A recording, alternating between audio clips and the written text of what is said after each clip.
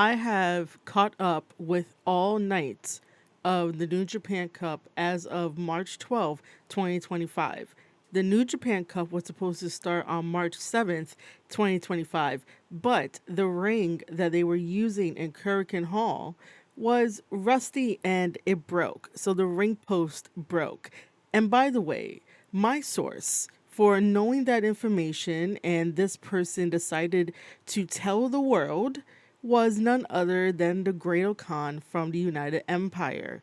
Do you guys see how that works? Because dirt sheets just want you to believe that they have inside sources and their sources said this, their sources said that. And if there is no proof behind whatever they're saying, then it's not true. For me, on the other hand, when I reported that, I did say that my source is the Great Okan because he decided to post up those pictures onto Twitter and probably also on his Instagram. But he usually keeps almost everybody informed via his Twitter account. So, by way of the Great Okan from the United Empire, he let us know that the ring posts were in bad shape. So the ring wasn't fully put up and no matches were done for the opening night of the New Japan Cup. And not only did the Great Okan did such fantastic work, and I gave him credit for doing such fantastic work and me just relaying the information to all of my fans on my Twitter and everywhere else on all platforms like Facebook and Instagram. New Japan Pro Wrestling also had a press release ready to go. They said, unfortunately, we had to postpone the matches, and we gave everybody that was at Korakuen Hall a refund for buying a ticket, which is a class act, which is stand up. And let's give a round of applause to New Japan Pro Wrestling for doing exactly what they always did for years and years and years and years.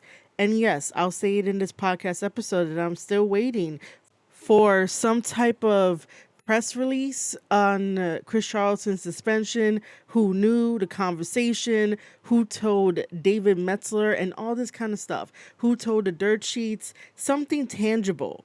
Because again, ladies and gentlemen, New Japan Pro Wrestling now has a blemish in their history of doing their own PR because they decided to have dirt sheets run with that wildfire of a no proof, unsourced tweet that could have ended very badly than what they wanted to try and contain. Very similar to the CM Punk versus the Elite of the he said, she said bullshit game, which that blew up in everyone's faces. So just imagine this one. Now, yes, Chris Charlton is back and he was on commentary. He was there for the anniversary.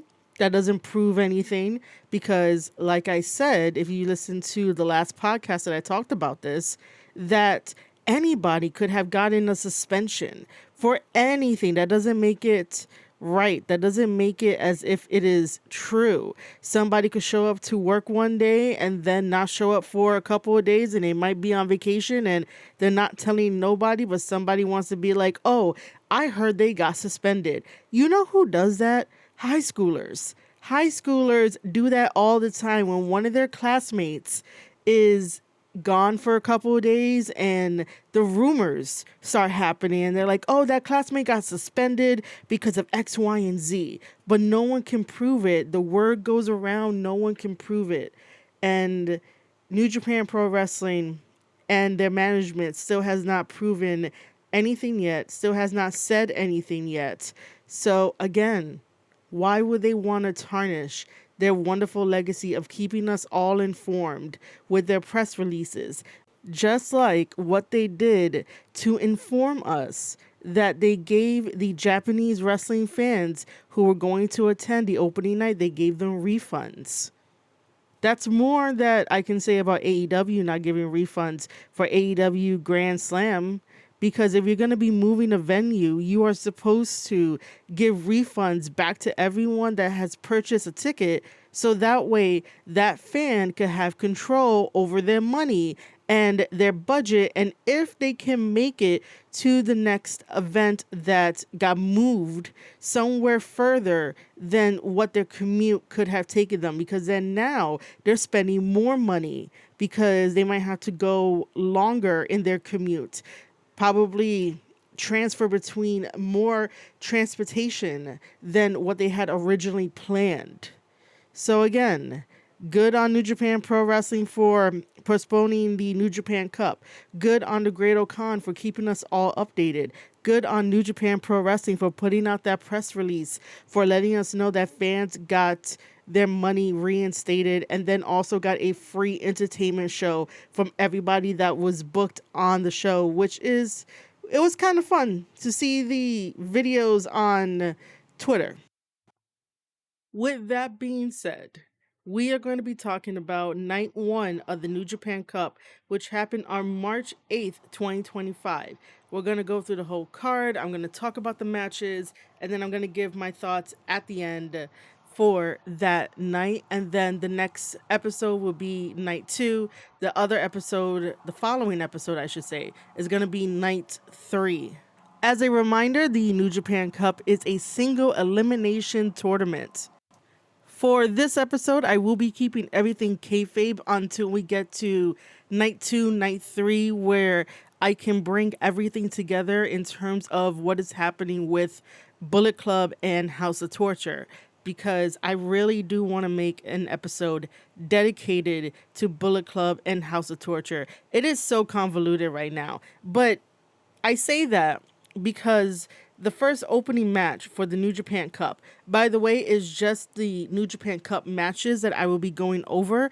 I will not be going over any of the multi-man matches of the undercard before we get to the tournament. So, just New Japan Cup tournament matches. So, as I said all that, that included House of Torture and Bullet Club War Dogs. Our first match is SANADA versus Yuya Uemura. And I've missed watching Yuya. Yuya is still a fantastic wrestler. He still has a lot of passion, a lot of fire. He is nicknamed Heatstorm. And then SANADA betrayed Just Five Guys for I don't know why. I still don't get it. SANADA was doing really good with having his own group, Just Five Guys, and for him to come into Bullet Club War Dogs, I guess as a replacement for Jake Lee, because Jake Lee is injured and I'm not sure how good his recovery is going at this very moment.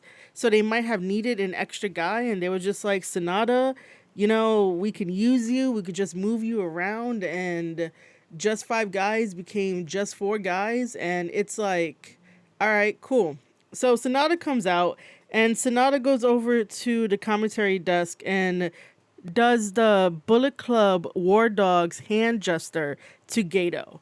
And that just tells you right there and then on March 8th that Bullet Club War Dogs is still going strong. SANADA is still going strong as a member of Bullet Club War Dogs. So at this very moment, we don't need to worry.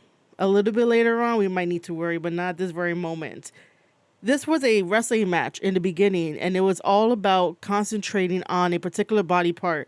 And Yuya comes in with a hammerlock that was really secured on SANADA. SANADA was having a difficult time trying to get out of this hammerlock, to the point where it looked like Yuya was definitely outsmarting SANADA in SANADA's attempts to get out of this hammerlock. Even Yuya doing a bridge just to put more pressure on that hammerlock as his arm and wrist is behind his shoulder. When I say his, I mean SANADA's. So you guys know, I love technical wrestling. I love little details like that. That gets me really excited to talk about matches, to talk about the lockups, and just technical wrestling all around. However, SANADA does manage to get out of this hammerlock, where SANADA flips over and Yuya tries again, but SANADA manages to escape and tries to disorient Yuya with going around him really fast, putting him in a headlock, but not really locking the headlock, and moving on to a different type of move until both of them realizes that this isn't going to work. So they basically go and separate from each other, and they're back to vertical bases. It's all about control. and it's all about playing chess in these matches. So as we move along, we get the age-old tactic of Bullet Club. And I've said this many times before in my back catalog whenever I were to review any kind of Bullet Club matches, their MO, their motivation, their tactics is to take it outside. Outside, if you are fighting a Bullet Club member on the outside, that is their playground. So please be careful. You do not want to fight a Bullet Club member on the outside. They know how to use the outside to their advantage. So SANADA and Yuya are both on the outside. SANADA has the advantage by throwing Yuya into the barricade, and they fight within the crowd.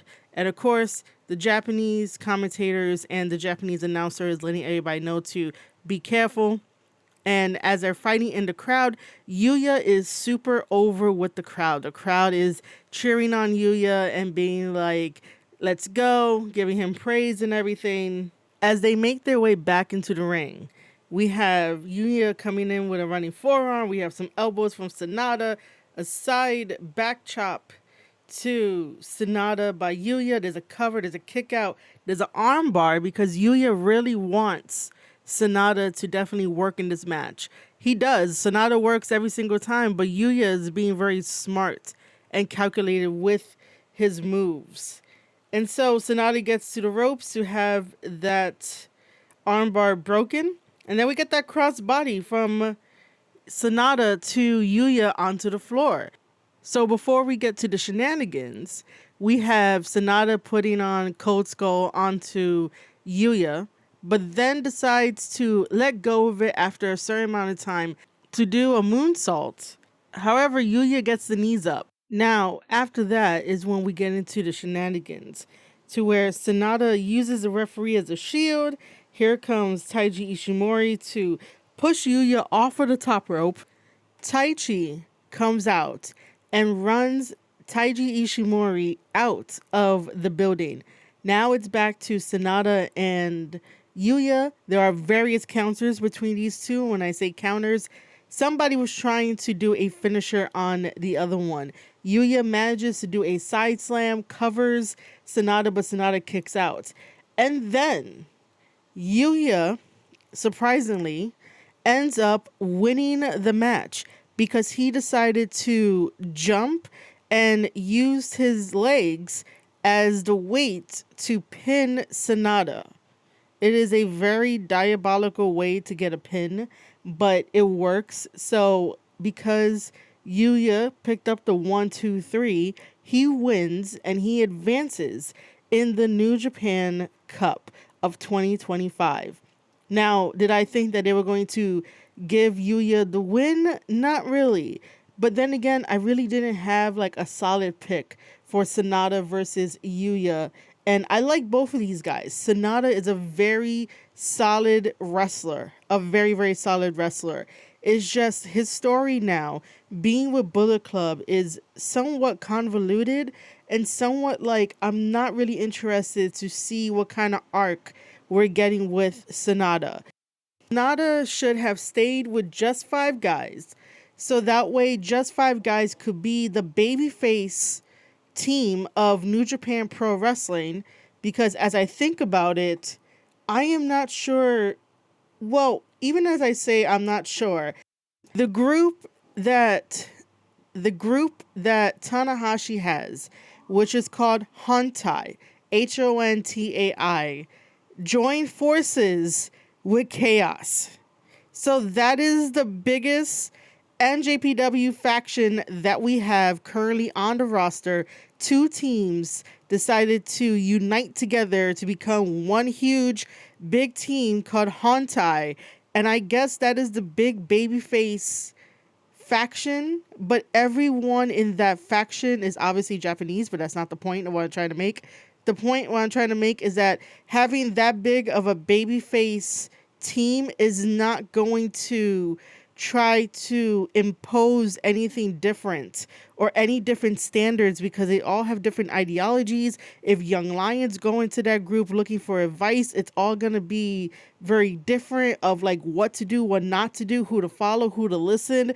There's no leader in Hontai.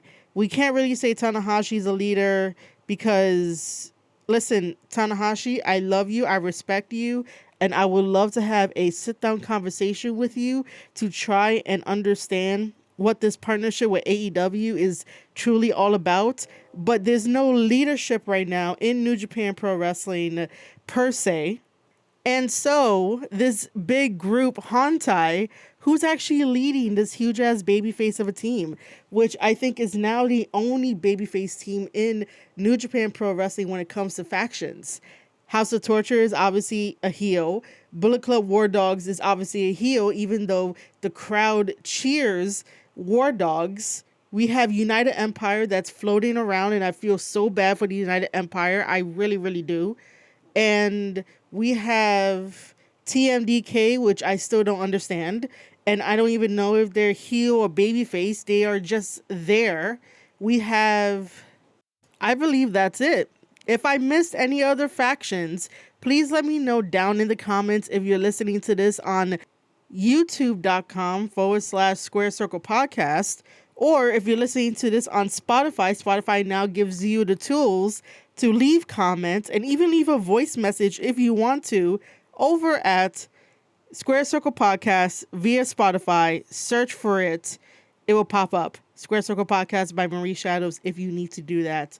And to get in contact with me in general, just make sure to go down to the description box and or in Substack, and you can find me there. If you're also listening to this on the newsletter, marieshadows.substack.com, you could also leave a comment as well if I missed any New Japan Pro Wrestling factions that I couldn't really think about. For all other links, it will just be campsite.bio/Marie Shadows.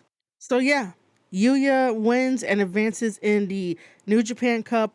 SANADA loses and is still going to be hanging around Bullet Club, and we'll talk about his involvement with the other matches in the other episodes that will be coming up right after this one. Now let's talk about match 2. Match 2 is Evil versus Yota Tsuji. So as you know, Evil is, I guess, the leader of House of Torture, and Tsuji is from LIJ. And honestly, I felt like this match was a squash match. Even though they didn't really go the distance, but they had enough for me to write notes. But man, House of Torture always has a numbers games. You're always going to have some type of interference, and Tsuji is by himself. But it really did feel like it was a squash match. And you guys know how I feel about Tsuji. Tsuji is one of my favorites. I understand Evil, and I could tolerate Evil, and I could tolerate House of Torture, and I can frame what they do in a very kayfabe wrestling way, so that way fans can sort of back off, and it's not just such an emotional outcry where it's like, guys, just think about it logically, even though it doesn't make sense, but just think about it logically because they're still doing their job and they are getting you upset. So there's a win-win right there for any of these guys.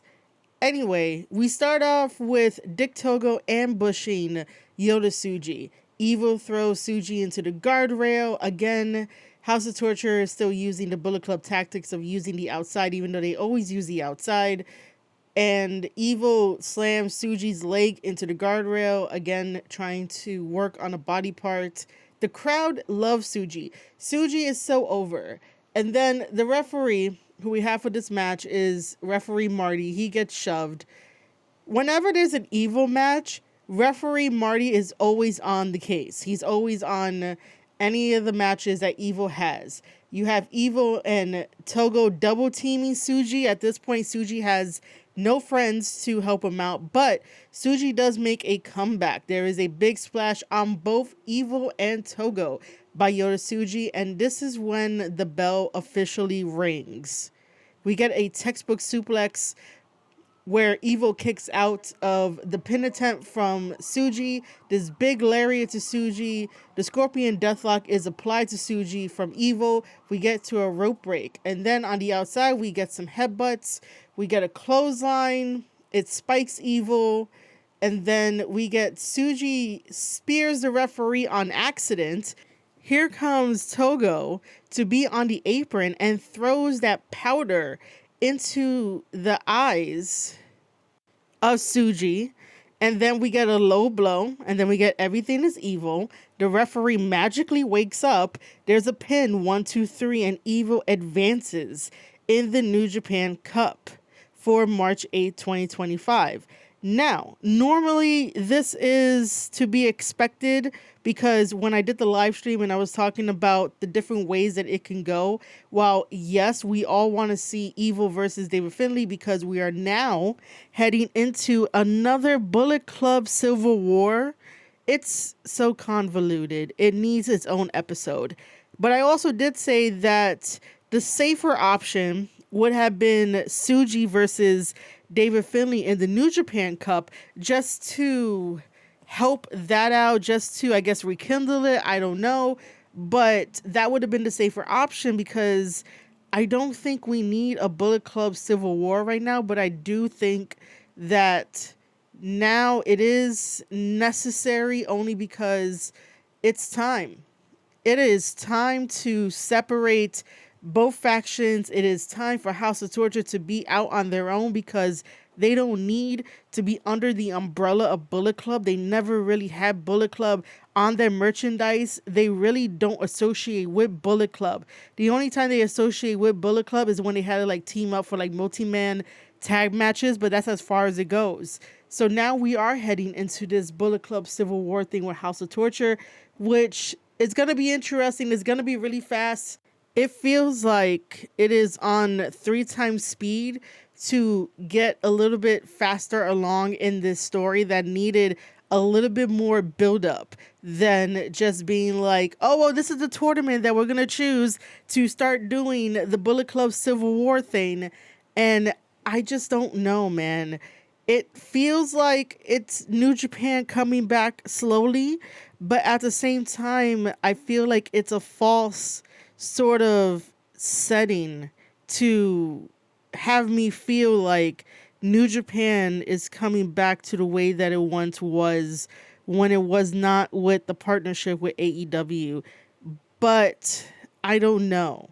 I would really need to come back to this idea if I remember at the end of the New Japan Cup and at the end of whatever happens to Bullet Club and House of Torture and this implosion of the Civil War, because we all know that it is coming. We all know this. And that's where I'm going to leave it for that conversation because, again, that conversation needs to be looked at from the top down rather than scrutinizing it under a microscope because I don't know where we're going.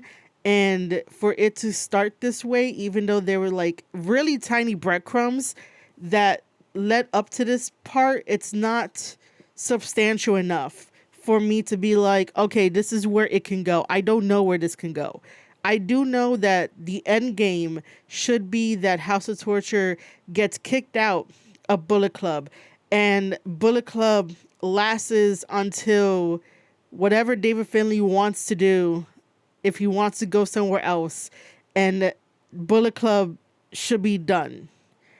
I have been a very huge supporter of Bullet Club, and I love the idea of Bullet Club. I love the idea of that the rebel can rebel against the machine and do things by the beat of their own drum and have the crowd fall in love with them and still stand up for the little guy and stand up for others. But Bullet Club has run its course.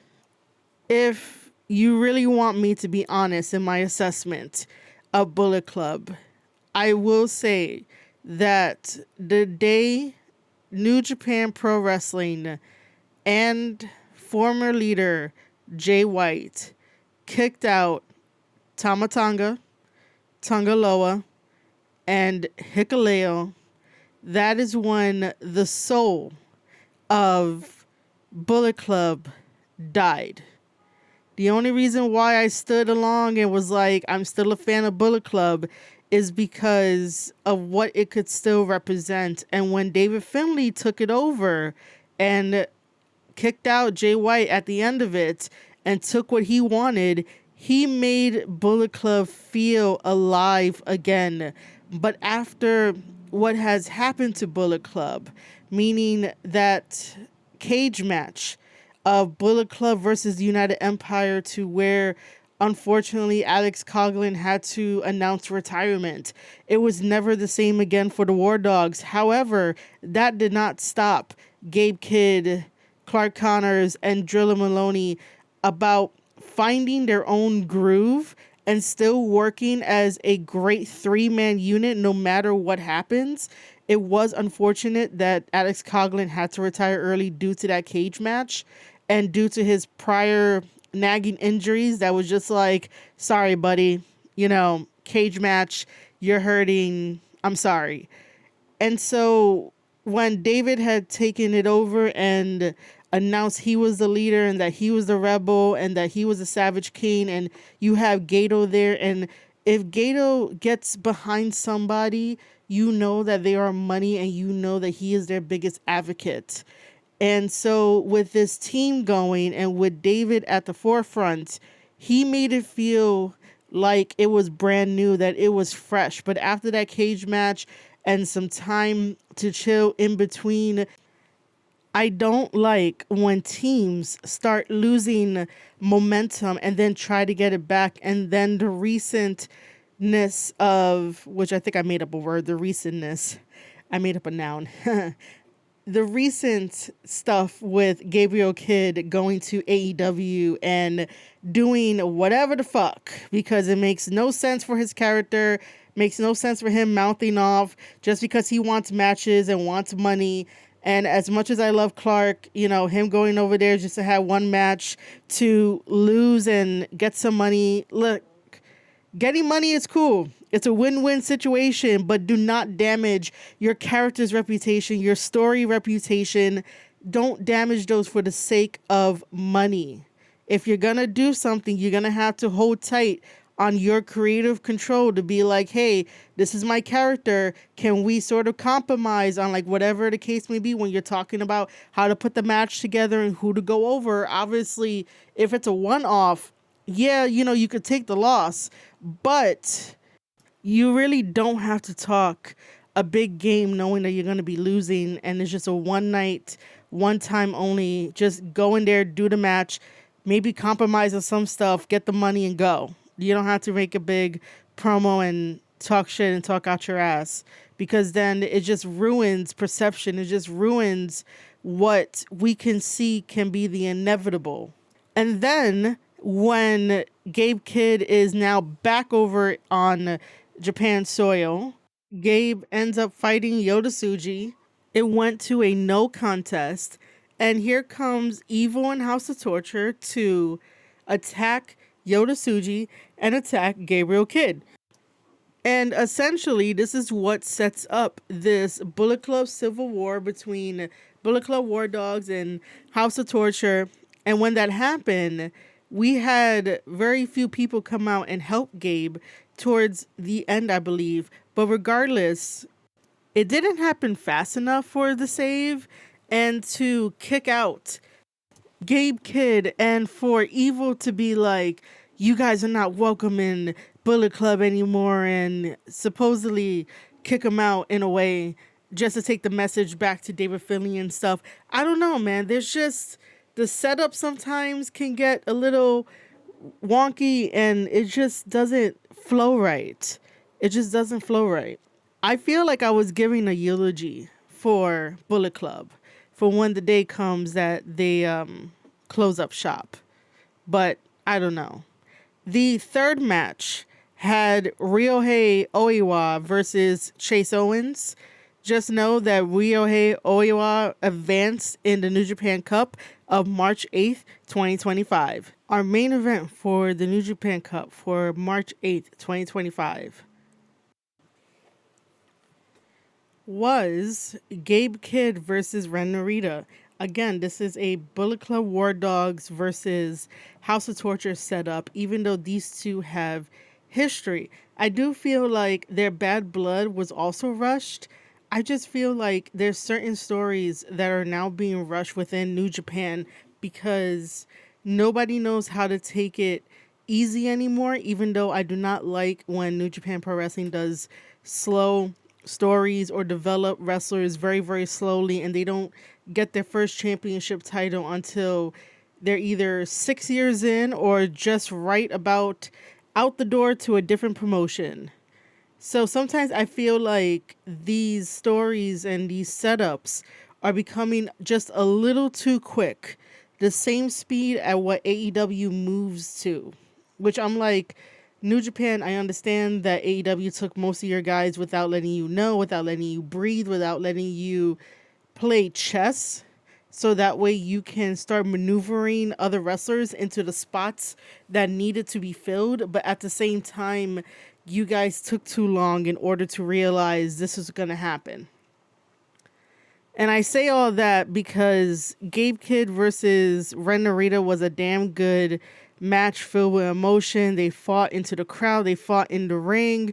And it really was a test of strength. Like, you realize that these guys have bad blood. However, because of Gabe Kidd and what he has been doing with AEW and the fact that right after his match with Kenny Omega got invited over to AEW again after talking all that shit, and it's like, I'm just a little disappointed in Gabe Kidd. I still appreciate, respect, and a cheerleader for Gabe and a supporter for Gabe. That's the word I was looking for, supporter. But his actions are going to be very telling in the next months, maybe leading into the next year. And it's really, really, really sad. Like, I totally get it, guys. I get that everybody wants the bag in professional wrestling. There are no guarantees for tomorrow, and you don't know what's going to happen with professional wrestling. You don't know what's going to happen with your career. So sometimes you have to end up taking the larger bag to sort of secure your future. But again, you also need to learn how to invest in yourself and save up money so that way there's passive income coming into your account and there's interest rates going up. So that way you're not just relying on the wrestling checks to clear. There are other ways to get money into your account that doesn't really have to rely on, oh my God, I have to get booked. Oh my God, I have to sign the biggest check in the world and stuff like that. There are smarter ways to become the millionaire that you want to become. Anyway, during this match, in the beginning, we had Ren Narita trying to ambush Gabe, but Gabe was ready and he charged at Ren Narita with a kick. We get a big slap to Ren Narita, a big moonsault. It was very, very effortless. And then finally, when it got into the ring, the bell rang, and we get this forearm combination, this hesitation drop kick to Ren Narita that was in the corner. And then Ren had thrown Gabe into the guardrails when they get out to the outside. And this is where they start fighting in the crowd. This is like one of Gabe's favorite things to do. Gabe then decides to set up some chairs, and then here comes Show coming out as a distraction. Again, House of Torture with the number game. We have Gabe running Show out and then getting a running start, yelling Narita, like, why are you yelling your position, sir?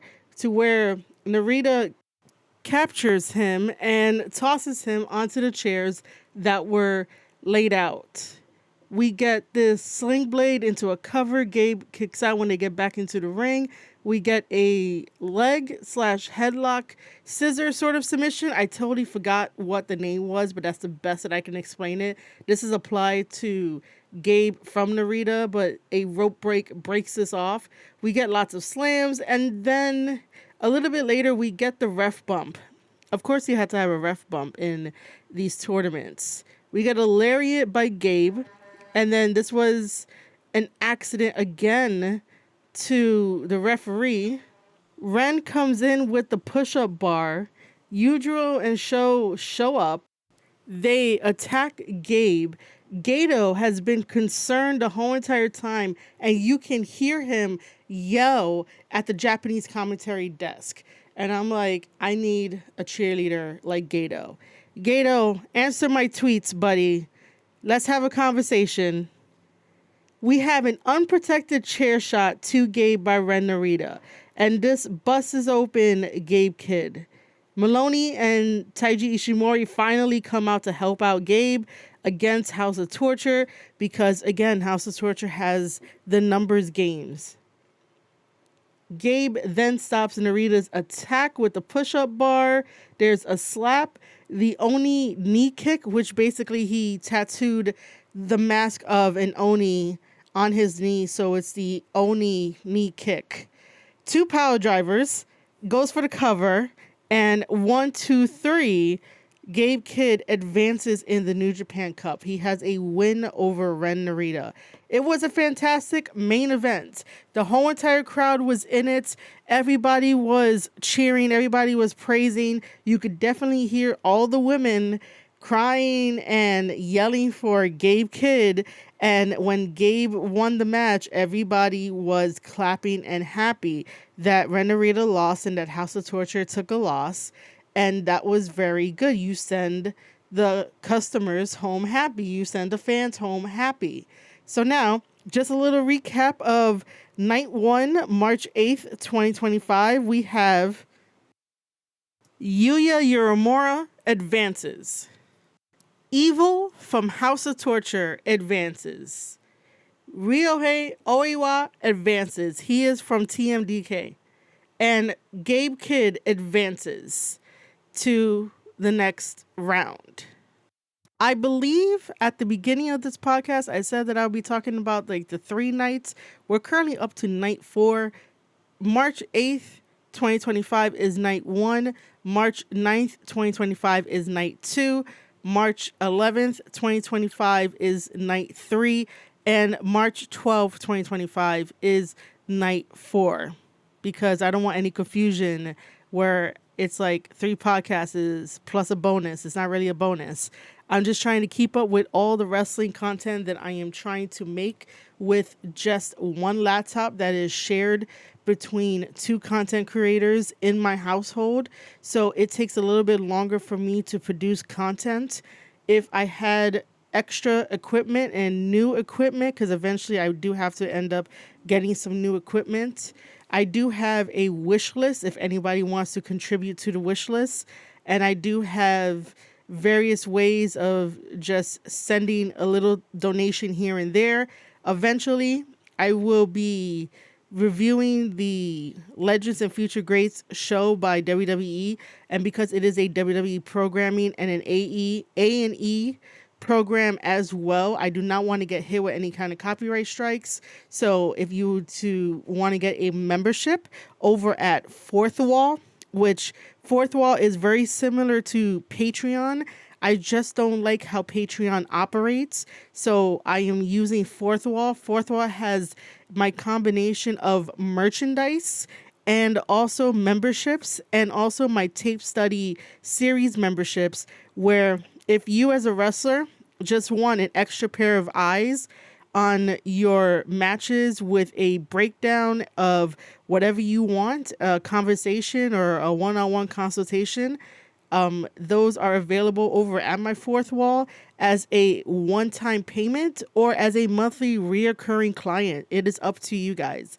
But yeah, that is a lot of information to take in, but just to let you know where I stand in content creation and what I've been doing behind the scenes to create more wrestling content for you guys. So I will be doing the New Japan Cup reviews.